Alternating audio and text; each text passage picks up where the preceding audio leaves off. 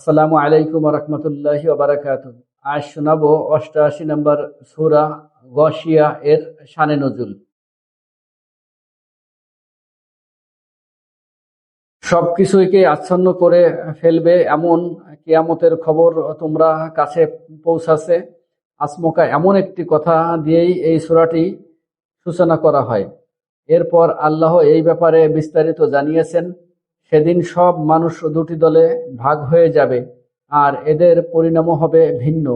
একটা দলের জন্য থাকবে জাহান্নাম, তারা কি শাস্তি পাবে তার বিবরণ দেওয়া হয়েছে। আরেকটি দল যাবে জান্নাতে, তাদের কি কি নিয়ামত দিয়ে আল্লাহ সন্তুষ্ট করবেন সেই সব বর্ণনা দেওয়া হয়েছে। এরপর প্রসঙ্গ পাল্টে তাওহীদ আখিরাত অবিশ্বাসীদের লক্ষ্য করে প্রশ্ন ছোড়া হয়, কিভাবে আকাশটা শূন্যে ভেসে থাকে আর পাহাড় জমিনগুলোর কি এমনি এমনি হয়ে গেছে? যদি মনে করো এগুলো কেউ একজন বানিয়েছে, তাহলে আল্লাহকে এক রব হিসাবে মেনে নিচ্ছ না কেন? আর তিনি এগুলো সৃষ্টি করার ক্ষমতা রাখেন।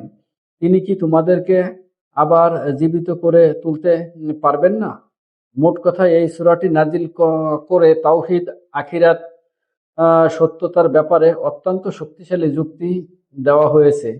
এরপর যারা মুখ ফিরিয়ে নেবে, রাসূল সাল্লাল্লাহু আলাইহি ওয়াসাল্লাম তাদের যাতে তাদের নিয়ে নিয়ে চিন্তা না হন সেই পরামর্শ আল্লাহ পাক দিয়েছেন।